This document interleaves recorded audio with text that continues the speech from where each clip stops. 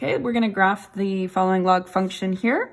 So again, we want to make sure that we write this so that we have factored out that -1, and that makes this x, this was a +2, it's now a -2, so it's going to be right 2, and there's a reflection.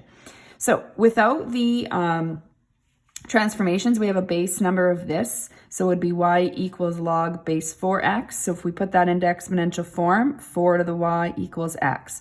So that's what I'm going to use to build my table of values. Remember, we plug in y values to choose and plug this them into the equation to find x.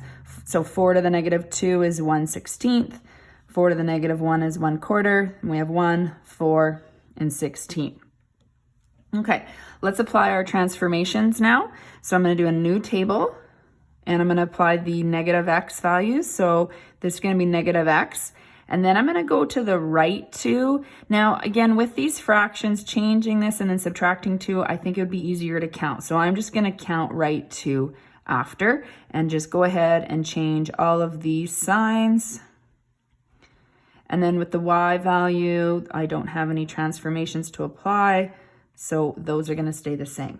So I'm going to use a pencil to fill in those points, as many as I can see.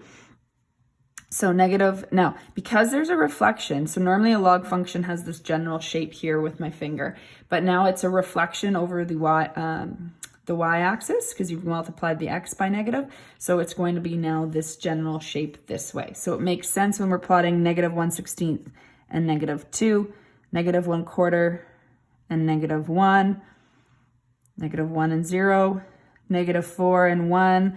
Now, that is sort of enough points. I kind of felt like we're moving this right 2, so I'm still going to try and extend this, and I'll do some labeling. So it'll be 11, 12, 13, 14, 15, 16. So I'm going to plot that point right now. And now that's not going to be my final answer, so I'm just going to remember that that's -16 and 2. Okay, so let's connect these. My paper's moving here. This is not my final answer because I need to move all of these points still to the right 2, but I just want to visualize this right here.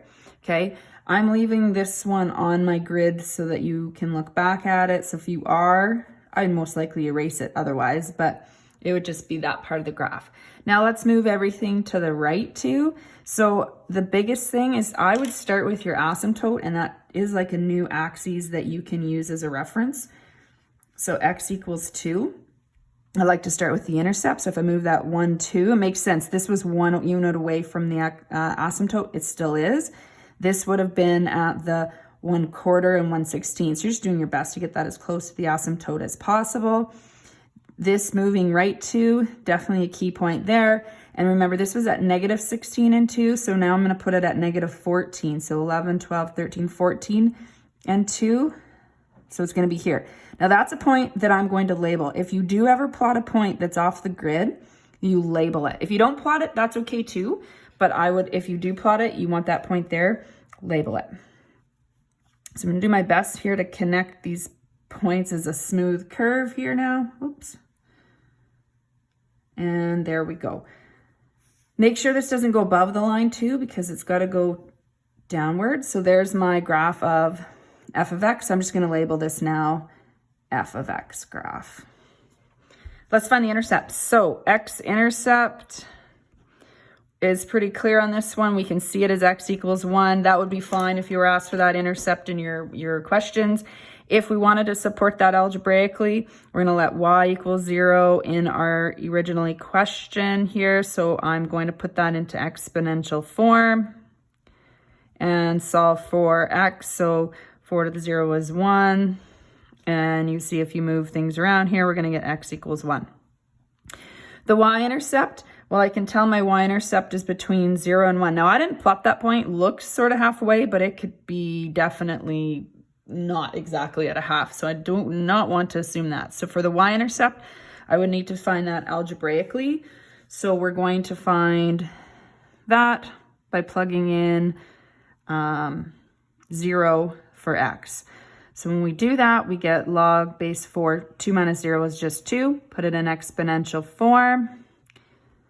4 to the y equals 2. I could use the change of base formula here and go log 2 over log 4, but this maybe would be on a non-calculator part because you wouldn't need to use your calculator because you can get a common base. So I always try that first. So I get 2 squared equals 2 to the 1. Is my exponent? Set your exponents equal to each other. And y equals 1/2 is the y-intercept. So that makes sense that it's at 1/2.